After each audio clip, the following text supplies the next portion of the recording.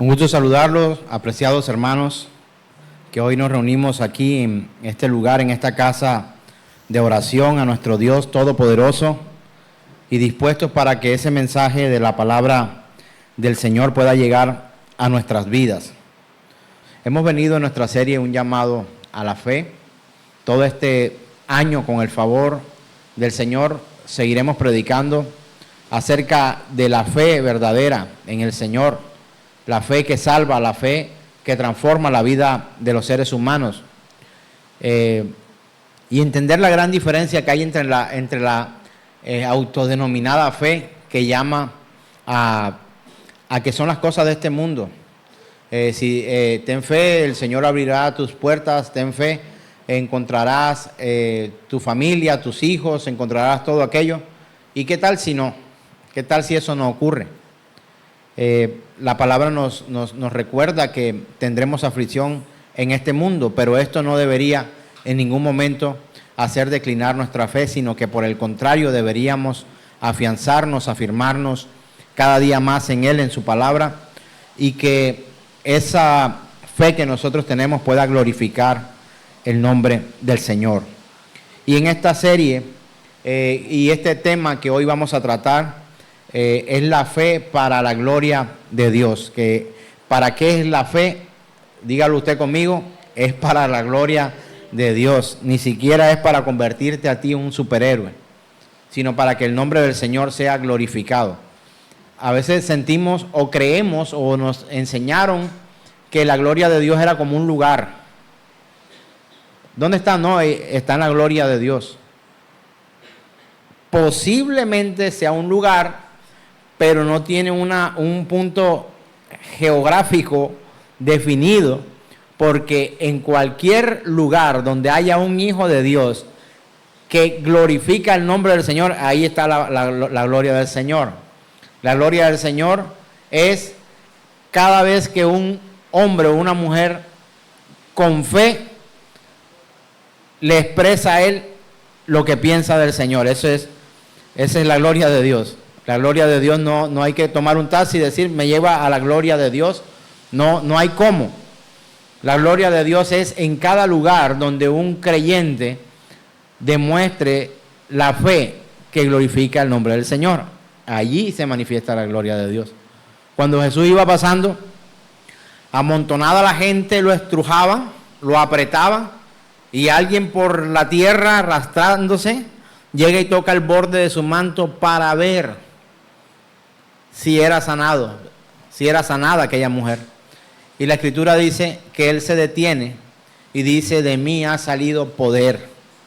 Allí el nombre de nuestro Señor estaba siendo glorificado, porque alguien con una fe suficiente pudo acercarse a ese Dios todopoderoso.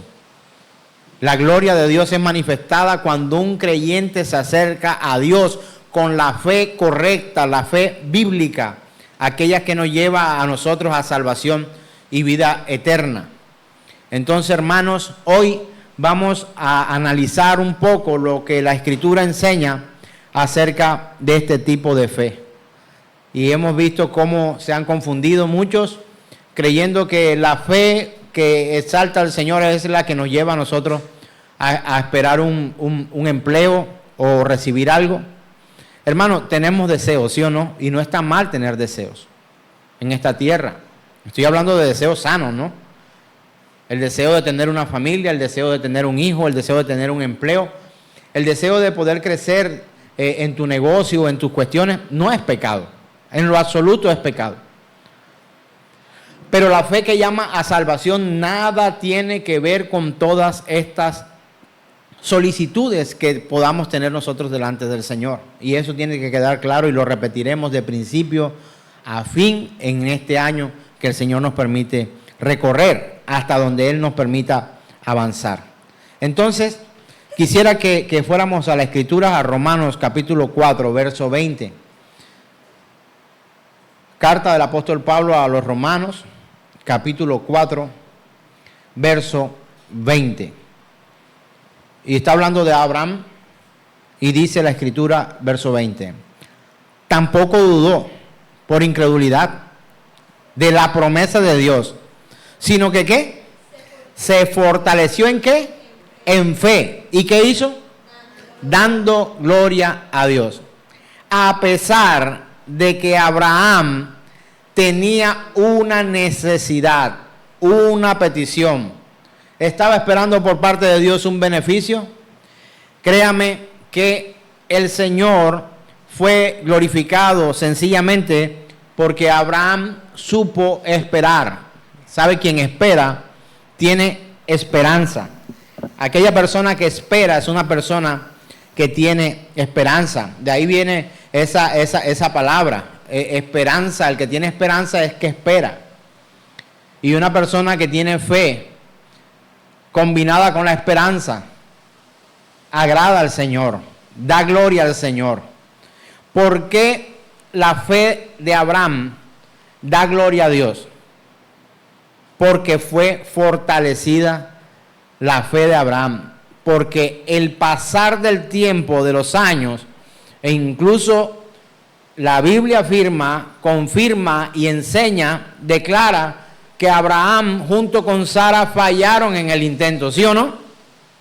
Intentaron obtener de manera desesperada, palabra contraria a ¿cuál?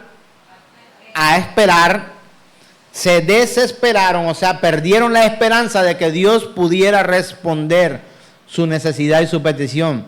Pero yo quiero que usted recuerde algo mucho más importante, que un milagro para recibir en la vida de un hombre cualquiera que sea, y Abraham es llamado por muchos el padre de la fe. ¿Sí o no? Para mí el padre de la fe es el Señor. El Señor es el que trae esa fe a nuestro corazón, esa convicción, y usted pídala al Señor, Él le permitirá poder disfrutar de ese don de la fe. Cuando la revelación de la palabra de Dios llegue a su vida, usted podrá entender, comprender que esta palabra es verdad, es verídica, es certera, y entonces usted va a obtener esperanza. La fe de Abraham se fortaleció en el tiempo, aunque ellos fallaron. No sé si usted lo ha pasado. Abraham no era un Robocop, no era un Mazinger Z para los un poquito más viejos.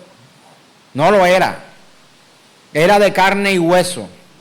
Era alguien que se desesperaba. Era alguien que tenía pasiones. Era alguien que tenía deseos. Era alguien que quería ver en sus manos el fruto de una promesa de Dios.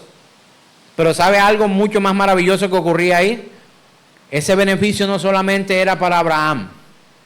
Este beneficio era para el resto de la humanidad, porque no era el plan de Dios conceder a Abraham un hijo, así de sencillo.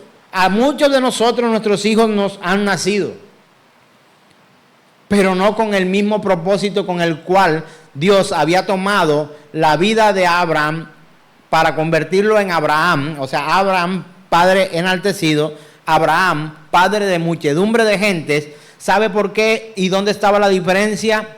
Porque no solamente el propósito era traer un beneficio a Abraham, sino cumplir su propósito en el resto de la humanidad. O sea, que darle un hijo a Abraham no era solamente para tener contento a Abraham, sino era para poder Dios, a través de la vida de un hombre con fe, pudiera llevar a cabo y ejecutar su plan, su propósito de salvación para cada uno de los que estamos acá. ¿Sí vio? Completamente distinto el propósito que para lo que muchas veces nosotros pedimos. Pregunto, ¿está mal pedir un empleo cuando nos quedamos desempleados? No está mal. Pero ¿será que ese propósito que tú tienes le añade o le quita algo al reino de Dios? Es posible que a través de ese empleo tú puedas ser usado por Dios para un fin mayor que recibir solamente un salario cada 30 de cada mes. Y el propósito de Dios sobre la vida de Abraham no era solamente complacer sus deseos, sino cumplir su propósito. Y cada hombre y cada mujer de fe que se reúna en este lugar, o que nos escuche, o que exista sobre la tierra, y que verídicamente su fe presentada delante de Dios sea aprobada, cada hombre, mujer, joven, niño, niña de Dios, con fe, ejecutará en el lugar donde se encuentre, bajo las condiciones que se encuentre, ese plan maravilloso de Dios. Usted se imagina si Abraham se hubiera dicho, ¿sabe qué, Dios? A mí no me des más nada, yo no quiero más nada, con Isaac me quedo, con Isaac no, con Ismael me quedo, no quiero un Isaac. No, que no se haga como tú dijo, sino solamente, yo lo que quería era un hijo. ¿Sabe algo? Abraham experimentó algo terrible. A pesar de que él demuestra amor por su hijo Ismael, no sé si has leído la escritura donde dice que él estaba preocupado por Ismael, no sabía, bueno, ya cometí un error. Y hay un niño ahora, y es mi hijo. Pero no era el hijo de la promesa, era el hijo de la esclava, no era el hijo de la libre. ¿Has escuchado ese término en la escritura? El hijo de la esclava, el hijo de la libre. El libro de la esclava era Ismael, el libro de la libre era el hijo de Sara. Pero resulta que Abraham, como tú y como yo, tenía sentimientos y tenía un hijo. Y al tener un hijo, aquel hombre pudo sentir, usted se imagina, es que tienes un hijo, pero es que ese hijo no es el de mi propósito. Que el mismo Dios le dijera este tipo de cosas. Imagínense que usted tenga uno de sus hijos, los que tienen hijos, y después que tenga a su hijo, Dios le diga, ¿sabes una cosa? Con tu hijo voy a hacer algo, pero no es lo que yo quería hacer contigo. Pregunto, ¿será que vendrá a su vida un poco de insatisfacción? ¿Usted había pensado cómo se sintió Abraham al escuchar de boca de Dios decir de una u otra forma, es que con tu hijo Ismael yo no voy a hacer lo que yo quería hacer, o lo que yo quiero hacer? Y Abraham ya, estando ahí delante de Dios, presenta sus quejas, sus necesidades. Dios le habla, le da instrucciones, lo corrige, pero dentro de esa misericordia de Dios y esa gracia de Dios que ha tenido el Señor desde el principio, eso lo estudiamos el miércoles, ¿es la gracia y la misericordia desde el Antiguo Testamento o solamente la gracia en el Nuevo Testamento? La gracia se personificó en Cristo Jesús. En el Nuevo Testamento lo encontramos, pero la gracia es de principio a fin. Y encontramos algo que dentro de esa conversación de Dios con Abraham, encontramos que Él le dice, Abraham, no te preocupes por Ismael, con él voy a hacer algo poderoso también. Tuvo que haber venido a la vida de un hombre como Abraham algo que lo tranquilizó. ¿Por qué? Porque es que él estaba como confundido, ya había cometido un error. Quizás tú y yo hemos cometido tantos errores, pero Dios es tan poderoso, fiel, misericordioso, que permite que su gracia nos toque aun cuando nos hemos equivocado. Y que tenemos nuevamente la oportunidad, mientras tengamos esta vida, de recurrir nuevamente a la presencia del Señor, pedir perdón, humillarnos ante Él, arrepentirnos de nuestros pecados y arrancar una vez más con Dios. Es una capacidad que no tienen ni siquiera los hombres por naturaleza. Usted y yo perdonamos muchas veces a la fuerza, pero Dios, tan misericordioso, clemente, piadoso, bondadoso, permite que tú y yo vengamos una y otra vez a lo largo de nuestra vida, aún siendo cristianos, y que rindamos nuestras fuerzas delante de Dios y le digamos, Señor, tienes razón, perdóname, me he equivocado y hoy quiero comenzar una vez más. Dígame, ¿qué hace Dios cuando escucha a un hijo suyo o una hija suya hablar de corazón, hablar cordialmente, o sea, de corazón, fraternal, y también honestamente delante de Dios, reconociendo el pecado y pidiendo perdón? ¿Qué hace Dios? Te recibe, te perdona, y no solamente te recibe y te perdona, porque la cosa no queda allí, te justifica y te dice, empecemos otra vez. Abraham experimentó la tristeza de entender que sus errores le llevaron a tener un hijo con el cual no pasaría sus últimos días, porque ese niño tuvo que marcharse. A la esclava tuvieron que dejarla ir con niño a bordo. Y hoy todavía oímos de guerras en Medio Oriente,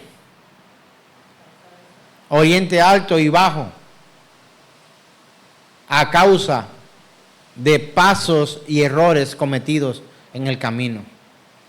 Luego los ismaelitas se convierten de una u otra forma en un brazo anexo a lo que debió haber sido un hombre que esperara con fe en la soberana voluntad de Dios.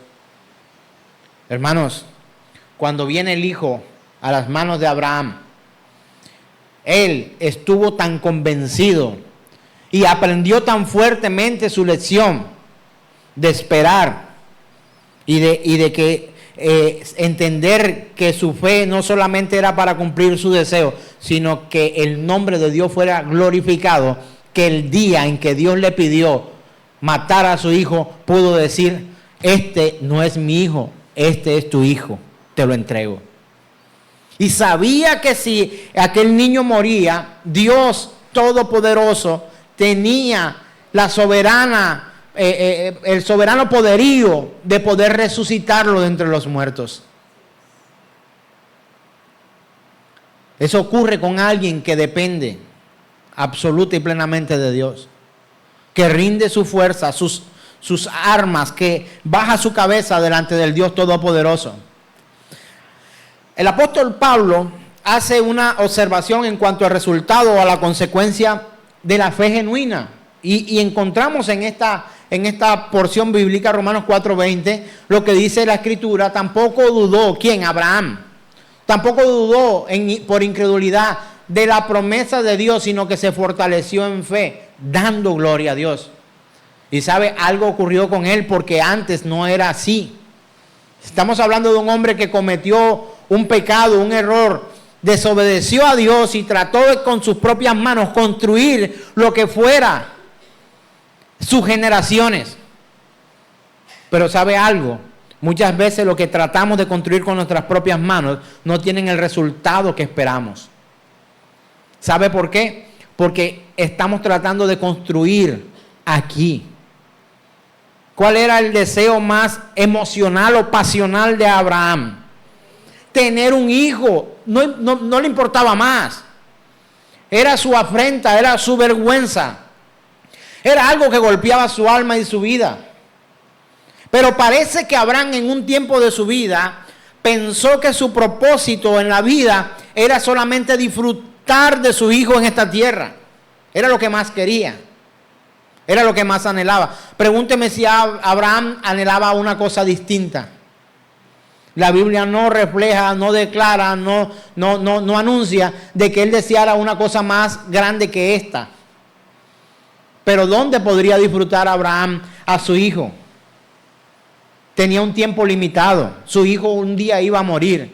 Y de hecho su hijo un día partió de su casa y se fue con su madre.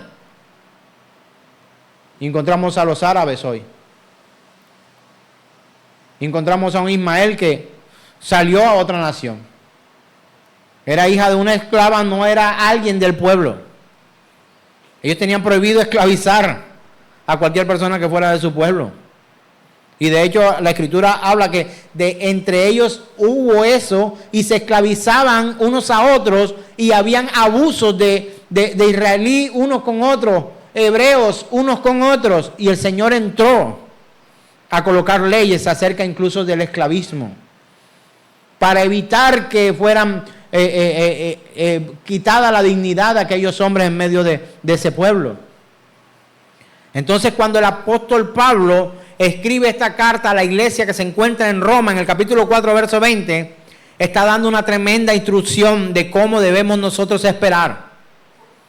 Hermanos, ¿está esperando usted algo en el Señor? ¿Hay alguien que está esperando un milagro de Dios acá? Yo espero muchos milagros por parte de Dios y no es pecado. Espero muchos milagros por parte de Dios en mi situación física, en mi salud, en mi finanza. A veces no hay alimento en la nevera, no sé si a usted le ha pasado. Y esperamos un milagro. No hay pecado en esperar un milagro. Y quiero que usted lo entienda, lo tenga claro. Pero una cosa es nosotros anhelar más. el permanecer en esta tierra. Mire, es que ocurre algo. ¿Quién de aquí se quiere morir? Un verdadero cristiano nunca quiere morirse. No se quiere morir. Y el que se quiere morir tiene un problema y lo mandan donde el pastor. Vaya a una consejería con el pastor porque el hermano tiene, algunos dicen, espíritu suicida. o si no creen mucho en la parte religiosa, le dicen, vaya donde un psicólogo. Y si el psicólogo lo ve muy complicado, le dice, vaya donde el psiquiatra. Y cuando ya no hay más nada que hacer, aquel hombre o aquella mujer dice, no he encontrado ni en el pastor, ni en el psicólogo, ni en el psiquiatra una respuesta a lo que yo estoy necesitando. Viene Dios, interviene en la vida de aquella persona y entiende que su propósito es mucho más que vivir en esta tierra, pero que no debe quitarse la vida, sino que debe caminar en fe, en esperanza en Dios, cumplir lo que Dios le ha mandado en esta tierra para que el nombre de Dios sea glorificado. Lo entendemos después. Y yo no le estoy hablando de personas extrañas. Quien les habla ha vivido esta experiencia. Siendo cristiano, muchas veces anhelé irme de acá. Una cosa diferente es anhelar que venga el Señor por su iglesia y que esto sea distinto. Tiene un propósito eterno, pero hay quienes buscan acabar con su propósito limitado en el tiempo o su propósito temporal. Y el problema es que quien acaba con su vida por un propósito temporal tendrá una eternidad alejada de Dios. Y no lo entendemos muchas veces. Índices de suicidios en aumento constante. Hombres, mujeres, niños. Y parece que hubieran temporadas o parece que hubiera más morbo al mencionar noticias tras noticias de suicidios. Pastores en suicidio. Hombres aparentemente de fe, mujeres aparentemente con fe que mueren porque se suicidan. Porque ellos mismos se quitan la vida. Porque pierden la esperanza en este mundo y se olvidan del propósito eterno. En esta vida, la fe y la esperanza que tenemos puede ser utilizada de una mejor manera. No para beneficio propio, sino para dar gloria al Rey de Reyes y Señor de Señores. Entonces tu propósito, tu plan, tu proyecto, tu emprendimiento, tu empresa, tu deseo, tu anhelo ya no será algo para convertirse en un propósito temporal, sino cuando tú entiendes esta realidad a través de la revelación de la palabra por el Espíritu Santo de Dios a cada creyente, a cada hombre dispuesto. En el tiempo de su soberana voluntad, encontramos que aquellos hombres, el propósito de vida que tienen en esta tierra, se convierte en parte del plan y del propósito de Dios. No, es que yo soy un creyente, yo no puedo trabajar en una empresa secular.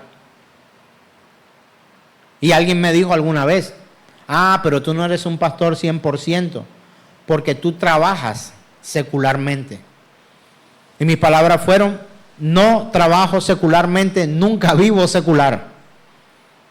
Porque donde voy esforzándome, tratando, disponiendo mi fe para poder llevar en mi plan de vida, mientras viva en esta tierra, a hacer la voluntad de Dios. Y entonces llegamos a nuestras oficinas, los que trabajamos en oficina, o los que trabajan en la finca, o los que trabajan en el taller, de lo que sea, o los que trabajan en la escuela, llevando el mensaje del Evangelio a cada uno de aquellos que están allí.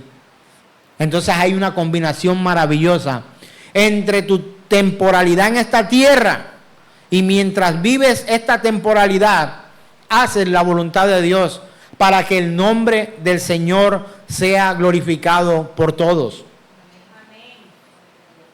Recuerdo cuando estaba en el colegio y no conocía la palabra de Dios, no había tenido revelación alguna, era un muchacho y me acuerdo que íbamos a hacer pilatunas, íbamos a hacer fiestas, íbamos a hacer rumbas, íbamos a hacer todo un despropósito, un desorden absoluto.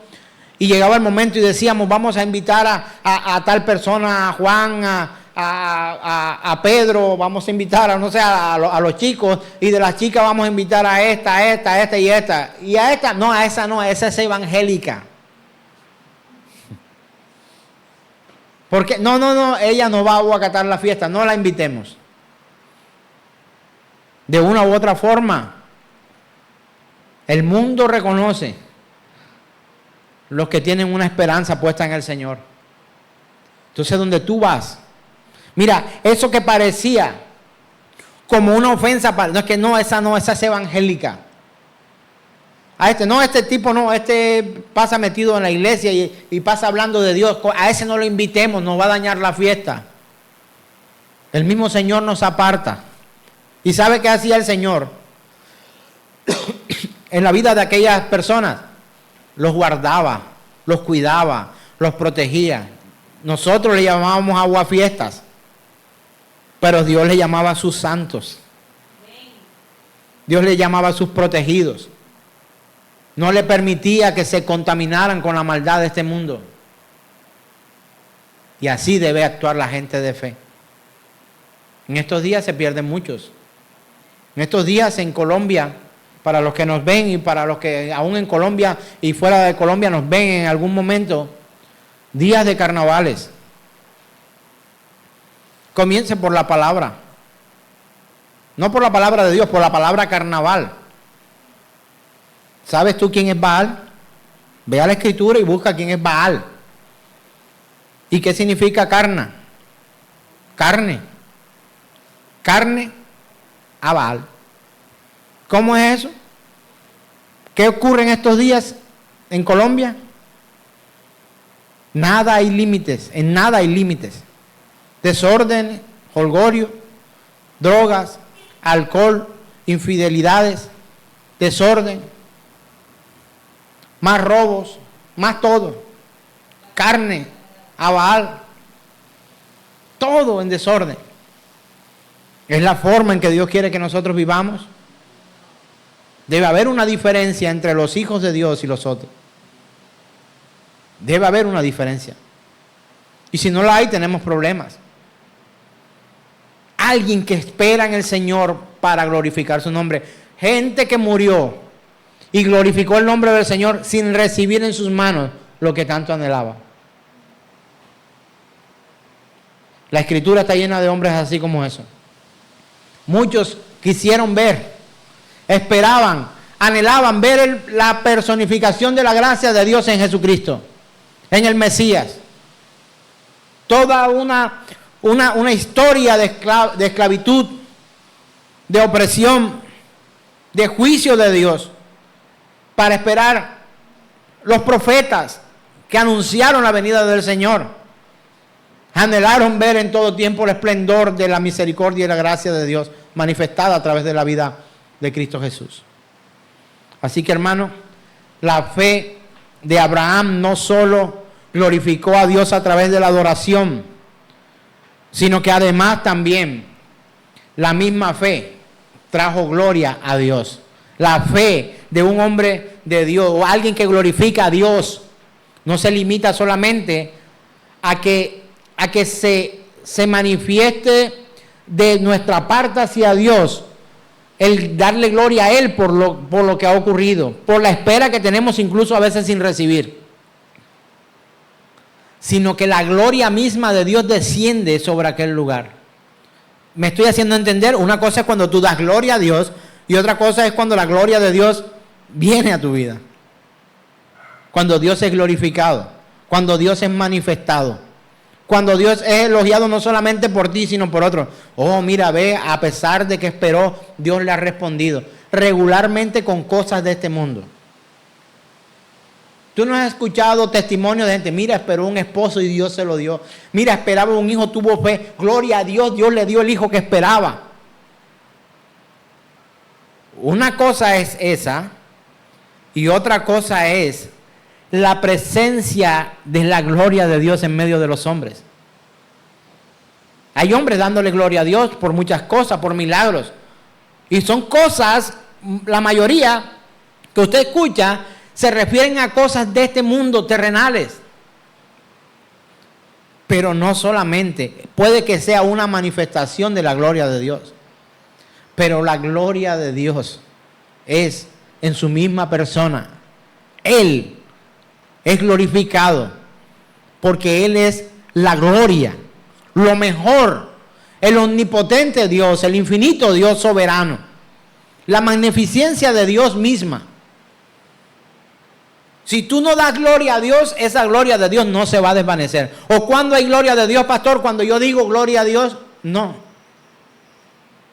La gloria de Dios es la personificación de Dios en medio de los que creen y de los que no creen.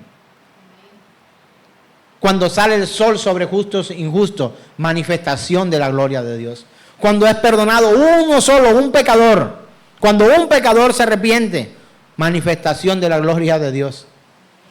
Pero ese que está ahí da gloria a Dios. ¿Me hago entender? Así que, si vamos ahora a la Escritura, en Hebreos capítulo 11, verso 6, vamos a encontrar algo poderosamente interesante. Vamos a la Escritura, por favor. Hebreos capítulo 11, verso 6 en adelante. ¿Qué dice la palabra del Señor? Pero sin fe es que imposible agradar a Dios, porque es necesario que el que se acerca a Dios crea que le hay y que Él es galardonador de los que le buscan. Nuestra fe complace a Dios, ¿sabe? Y le trae gloria porque es una declaración personal en cuanto a la integridad de su persona, de su carácter. Alguien que está esperando en Dios está glorificando el nombre del Señor, así no tenga su milagro en las manos. Ahora, hay quienes están esperando un milagro. Pregunto algo, voy a hacer aquí una pregunta en medio de nosotros. Dios está obligado o debe, para decirlo con menos intensidad, a concederte todas las cosas que tú le pidas.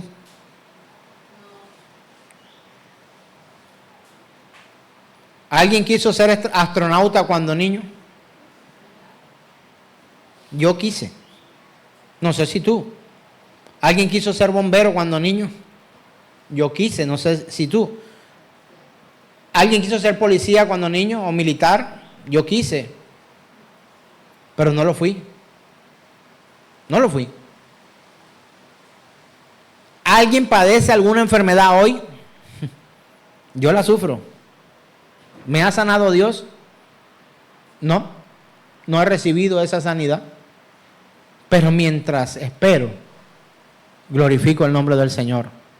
Tantos hombres de Dios que se han ido de esta tierra. Si hablamos de hombres, pensemos hoy en Pastor Paul Washer. Enfermedad coronaria. Operación en su corazón, a punto de morir hace unos días. Vámonos más lejos.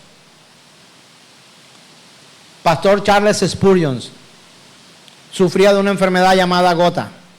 ¿Quieres irte más lejos? Timoteo, enfermedad gastrointestinal.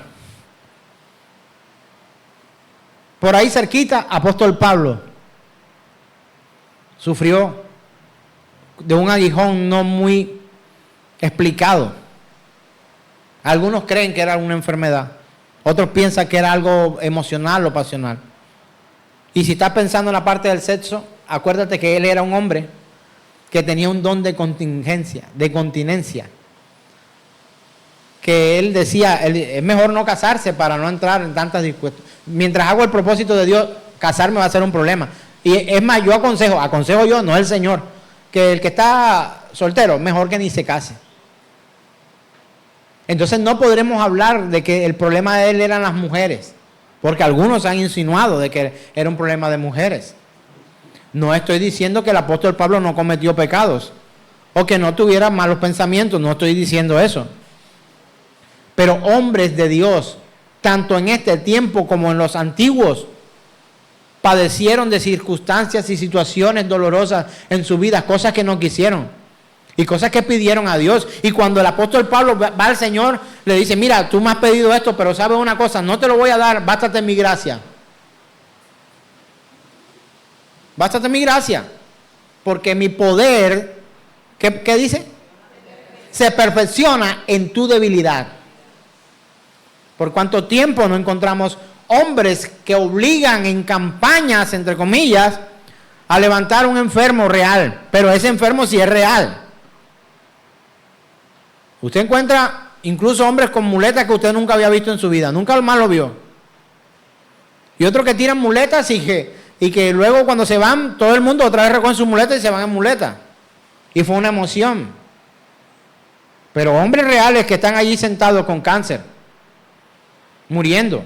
Yo me pregunto dónde quedó tanto predicador y profeta autodenominados y apóstoles en medio de la pandemia. Porque si tienen ese don que promulgan, esos hombres debieron estar en todo lugar, en todas las clínicas, en los hospitales, no salir de ahí. Pero ¿sabe qué ocurrió? Hubo muerte, destrucción, muchos murieron. Hoy mis padres no están. ¿Era un hombre yo de fe cuando ellos estaban vivos? Sí. Deuteronomio 7:9 dice la Escritura: conoce pues que Jehová tu Dios es Dios, Dios fiel, que guarda el pacto y la misericordia a los que le aman y guardan sus mandamientos hasta 1000 generaciones. Esta palabra la tuvimos colgada en esta pared por todo un año. Y llegamos a aprendérnosla. ¿Así la recuerdan? Conoce pues que Jehová tu Dios es Dios, Dios fiel, que guarda el pacto y la misericordia a los que le aman y guardan sus mandamientos hasta 1000 generaciones. Aquí estamos. De pronto no están todos los que disfrutamos todo ese año esa maravillosa palabra y predicamos una y otra vez sobre ella y todo lo que contiene esta verdad y esta promesa por parte de Dios. Nos disfrutamos, hicimos fiestas, comimos en este lugar. Pero de hecho hay muchos que no están hoy aquí con nosotros. Él sigue siendo fiel. Él sigue guardando el pacto. Unos están en otras congregaciones y no hay problema si allá se predica el Evangelio de Jesucristo de la forma en que debería estar predicado, como está en la palabra. Pero otros ni siquiera están en otras congregaciones. Están completamente perdidos. Algunos se apostataron. Otros se fueron hablando mal. Otros no dijeron nada, pero no siguen el camino del Señor. Pero Él sigue siendo fiel. Él sigue guardando su pacto. Y lo guardará hasta 1000 generaciones. Y cuando se cumplan esas 1000 generaciones, ¿sabe qué va a ocurrir? Que aquel día esa palabra tendrá certeza y estará expuesto ante el multiuniverso o multiverso. Estará allí una vez más, que seguirá guardando el pacto hasta 1000 generaciones. Un pacto eterno. Eterno no nos cabe en la cabeza. Eterno es para siempre. ¿Cuándo para? Nunca. Términos relativos. Nunca. Siempre. Ahora, la incredulidad que llega muchas veces a nuestras vidas. ¿Alguna vez usted y yo, bueno, yo sí, alguna vez usted ha dudado de Dios? Diga la verdad. Yo sí. A veces usted ha esperado y pareciera que Dios le defraudara. A mí me ha ocurrido. A veces sientes que Dios te ha dejado solo. Son sentimientos, no son realidades. Y algo que ocurre allí, en medio de esa espera, es que usted debe entender que la incredulidad y la duda hacia Dios es una afrenta directa contra su carácter. Dudar de Dios es un pecado, ¿sabe? Se llama incredulidad. Por eso la Escritura nos enseña a que aprendamos muchas veces a soportar el dolor. ¿Qué dice la Escritura? ¿Alguien quiere seguirme? ¿Qué dice? Niéguese a sí mismo, cargue su cruz y sígame. ¿Imposibilidad de sufrimiento? No. ¿Vas a sufrir como otro? Sí. Pero no serás juzgado como otro. Porque aunque aquel sufra y tú también sufras, y ponemos un sufrómetro, algo para medir el sufrimiento, puede que ambos lleguemos a 5.2, pero uno sufrirá para pérdida, pero el otro, a pesar de que ha sufrido, cuando su sufrimiento acabe, porque su temporalidad en esta vida llega a su fin, tendrá entrada a una vida eterna para disfrutar de Dios, donde nunca más habrá más llanto ni dolor. Y toda lágrima de nuestros ojos será enjuagada por el mismo Señor. Él nos limpiará las lágrimas y nos dirá, bienvenido a casa. Ya llegaste, has terminado la carrera. Entra en el gozo de tu Señor. Gozo perpetuo. Hermano, no habrá más llanto, no habrá más dolor. No habrá. No así aquellos incrédulos que irán al lago de fuego y azufre. ¿Qué ocurre allí? El dolor no acaba. El gusano no muere. El fuego no apaga. El dolor, el sufrimiento, el lloro, el crujir de dientes, eterno. Así que tú que estás aquí en este lugar, cuando crees que Dios no se ha dado cuenta de tu incredulidad o de tu duda, pues sí lo ha hecho. Y algo quiero decirte una vez más: la incredulidad y la duda de que los propósitos o el propósito y el plan de Dios se cumplan es una afrenta directamente a la persona del Señor, a su carácter. ¿Sabe por qué? ¿Sí recuerda los atributos que teníamos acá colocados? Fiel, santo, justo. Cuando tú dudas de que Él cumpla su propósito, estás diciendo que Él no es fiel, que Él no es soberano, que Él no es bueno, que Él no es bondadoso, de que Él es injusto, que no es justo. Pero cuando tú crees, a pesar de las circunstancias, de que cada promesa, ojo, cada promesa de Dios. Pregunto, ¿a alguno de ustedes Dios le prometió darle un carro? Pues ayúdenme a buscarlo en la Escritura, porque no encuentro. Mira, las verdaderas promesas y las promesas maravillosas de Dios, y eso va a ser un tema que vamos a compartir pronto, no tienen limitación en el tiempo. Hay cosas temporales, el alimento, Él ha prometido darnos alimento diario. No he visto justos desamparados ni su descendencia que mendigue el pan. Pero pregunto, ¿en algún lugar del mundo algún creyente verdadero habrá pasado hambre más de un día? La respuesta es sí. ¿Ha prometido o no apertura de la cárcel a los presos? Sí, pero muchos de nuestros predicadores del evangelio verdadero hoy se encuentran privados de su libertad en un calabozo, como el pastor Kurt que estábamos hablando hoy al principio de la reunión, orando por ellos a través de nuestros hermanos en Puertas Abiertas. Hace 7 años que su esposa no lo ve, y sus hijos, 3 hijos, un pastor, predicador del evangelio.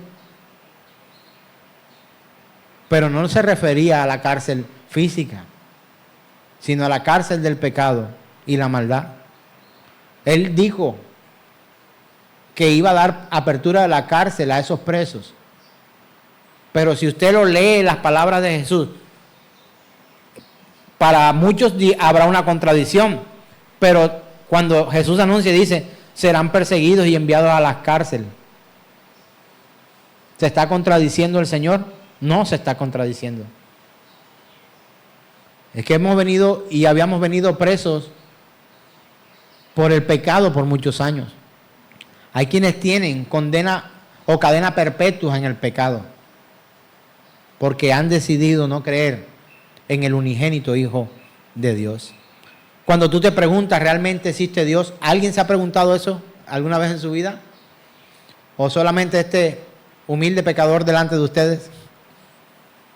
¿Será que yo sí estoy en la fe correcta? ¿Será que lo que la Biblia dice es verdad? ¿Te ha pasado o no? A mí me ha pasado. Cuando hacemos eso o vivimos, mira, cuando tú acaricias ese tipo de pensamiento en tu corazón, sencillamente empiezas a ofender a Dios. Empiezas a dudar del carácter y la persona de Dios. ¿Alguna vez has dudado y ya te has preguntado, ¿realmente Dios sí recompensará de la forma en que Él dice? ¿Sí traerá la salvación que yo estoy esperando? ¿O será que me estoy perdiendo del carnaval que hoy vivimos? Mira, yo hubiera podido ir a carnaval. ¿Por qué? Porque ya me dijeron que es mentira, entonces se me pasaron estos carnavales. O dejé de cometer ese pecado. Si se me presenta la oportunidad otra vez, lo haría. ¿Sabe por qué? Porque se desconoce la persona de Dios. Hubo una mujer que lo conoció como el Dios que me ve en el desierto mientras sufría. El Dios que me ve. El Señor nos ve. Y no solamente ve lo que hacemos, ve lo que sentimos, ve lo que pensamos. Ve más allá de lo que nosotros podemos ver, lo que no podemos nosotros comprender, Él lo ve. ¿Alguna vez te has preguntado realmente Dios si ha prometido esto?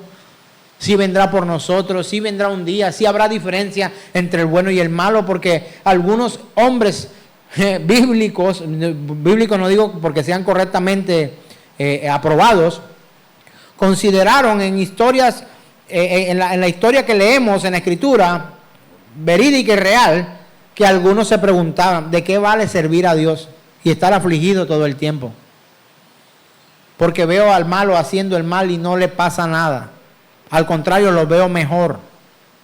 Muchos de nosotros hemos vivido así.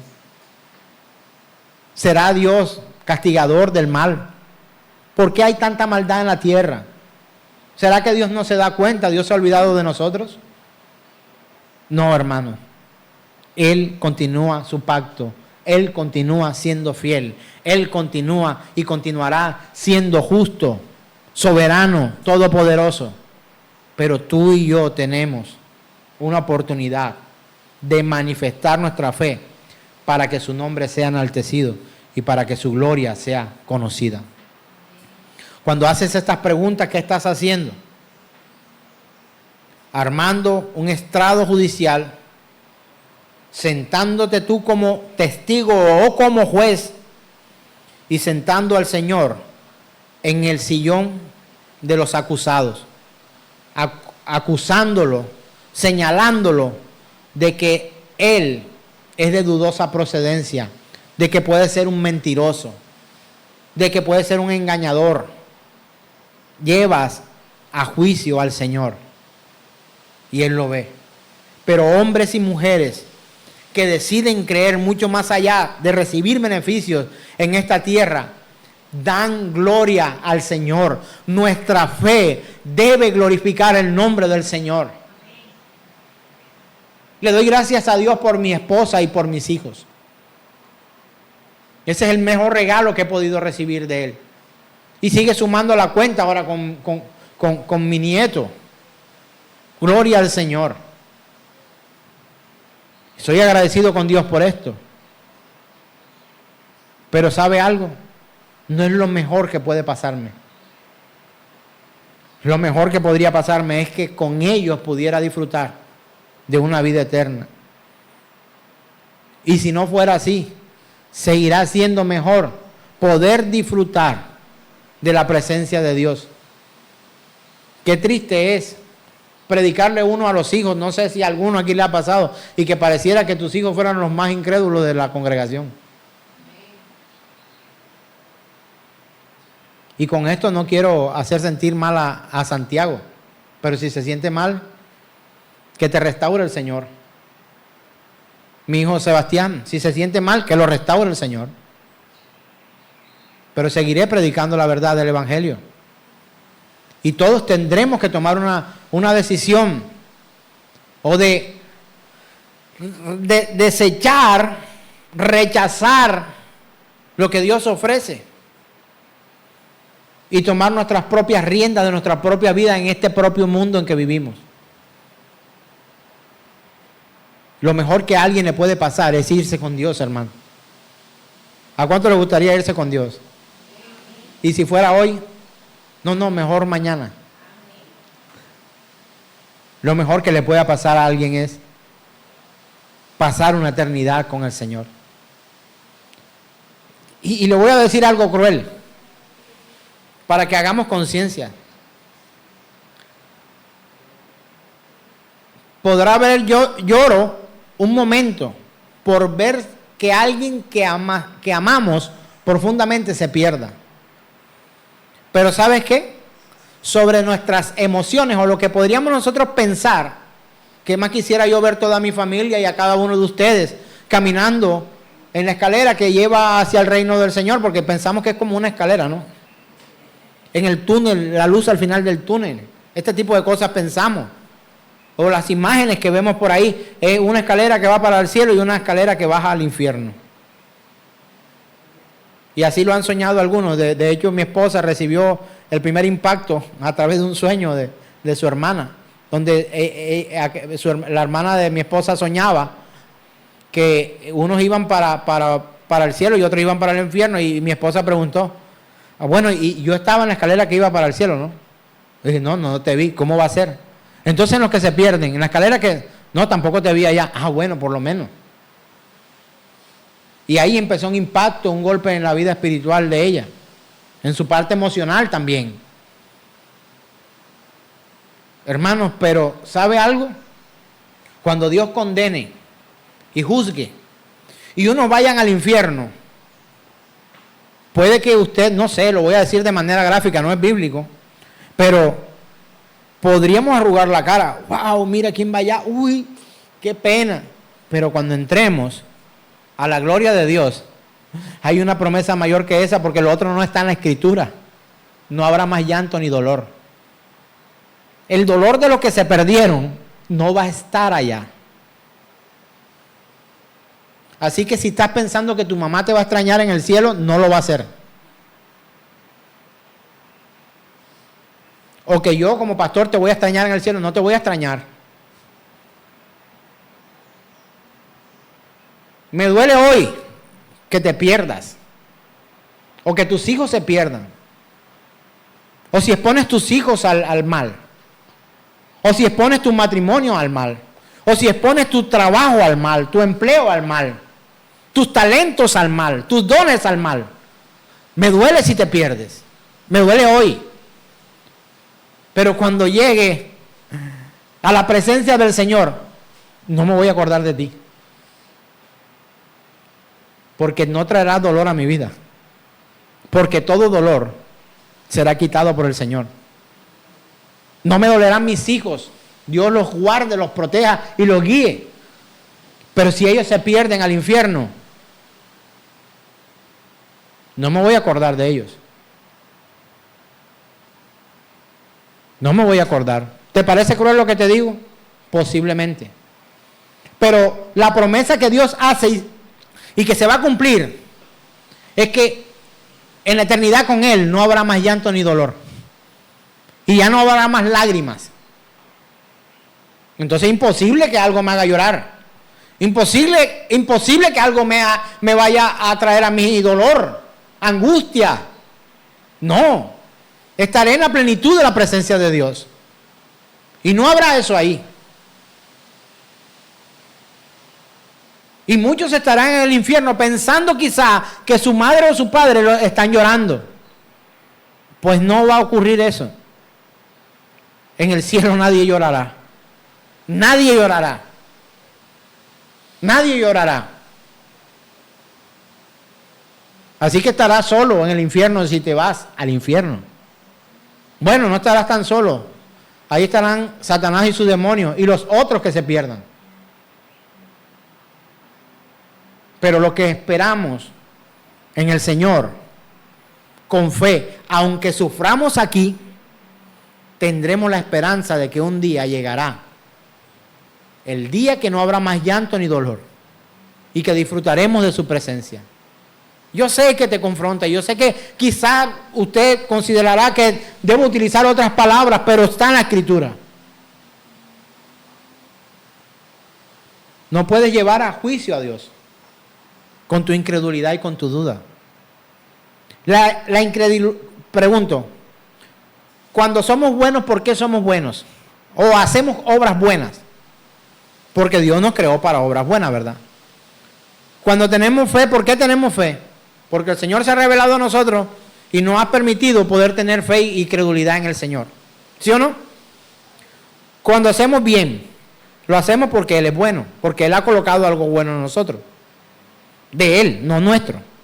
Puso bondad. Cuando somos fieles, es porque Él es fiel. ¿Somos fieles nosotros por naturaleza? La respuesta es no. No somos fieles. Pregunto, ¿Dios tiene dudas? ¿Dios es incrédulo? De ninguna manera. La duda y la incredulidad no la pone Dios. La pone Satanás y sus demonios. Que no son omnipresentes, para que sepas. A veces quien toma la decisión eres tú, de vivir en duda y incredulidad. No es que un demonio me puso, tengo un espíritu de incredulidad, no, el espíritu de incredulidad no existe, la incredulidad la tienes tú. La duda la tienes tú, no el espíritu. Entonces te digo algo, hermano. Cuando dudas de Dios, lo que estás procurando es someter a Dios a un juicio de verdad. Porque estás dudando de lo que Él dice y de su carácter. Cuando Adán y Eva estuvieron en Edén y vino la serpiente, esa incredulidad procuró o trató de llevar a Dios a juicio. Con que Dios ha dicho. ¿No fue así como se refirió la serpiente a Eva? No, pero es que no es así. O sea, tratando de juzgar la verdad de Dios para imponer una nueva. Así que, hermanos, no podemos someter a Dios y sus afirmaciones al criterio humano. Cuando estemos en la eternidad, no vamos a tener duda de nada porque lo vamos a ver con nuestros propios ojos. Estamos en la eternidad, pero hoy los que tenemos fe no vemos con ojos físicos. Somos bienaventurados, dice la Escritura, porque somos de aquellos que creemos sin haber visto. Gloria a Dios por eso. ¿Sabe de dónde viene la incredulidad? Quiero que vaya conmigo a la Escritura. ¿Quiere saber de dónde viene la incredulidad? Vamos a Evangelio según San Juan capítulo 8, verso 44. Evangelio según San Juan capítulo 8, verso 44. Traíste tu Biblia, me imagino, ¿no? Vosotros sois de vuestro padre el diablo, y los deseos de vuestro padre queréis hacer. Él ha sido ¿qué? Homicida desde el principio y no ha permanecido en verdad, porque no hay verdad en él. Cuando habla mentira, de suyo habla, porque es ¿qué? Mentiroso y padre de mentira. Cuando tú dudas de Dios,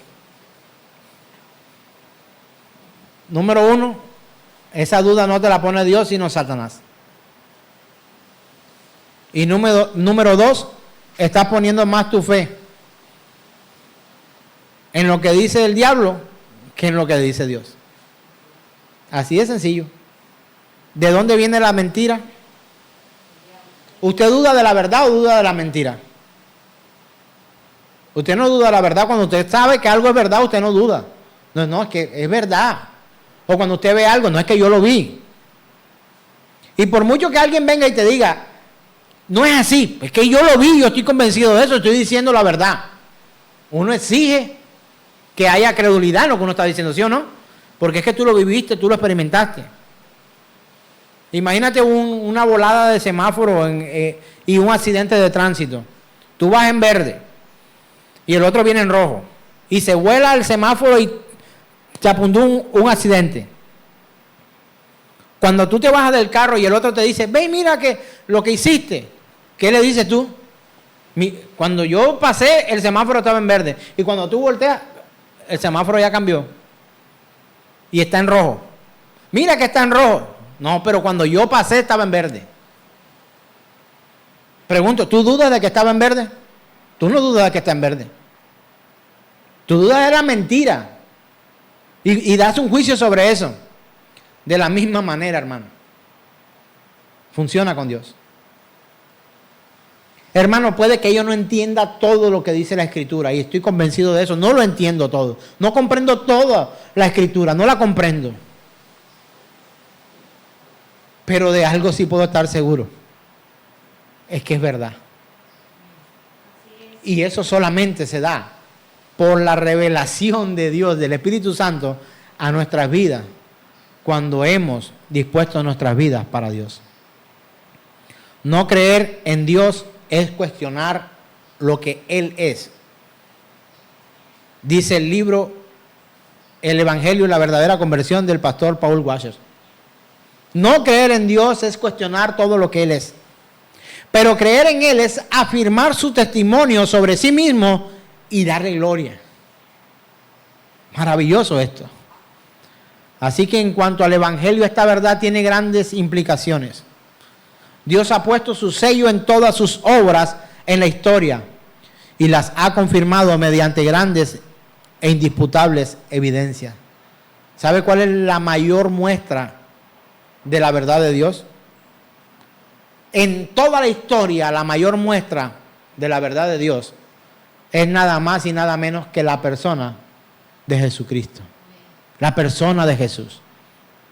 Así que, cuando Él ha entregado a su Hijo, ha dicho verdad. Vamos terminando ya. Primera carta del apóstol Juan 5, del 9 al 12, dice lo siguiente. Primera carta del apóstol Juan, capítulo 5, del 9 al 12. Si recibimos el testimonio de los hombres, mayor es el testimonio de Dios, porque este es el testimonio con que Dios ha testificado acerca de su Hijo.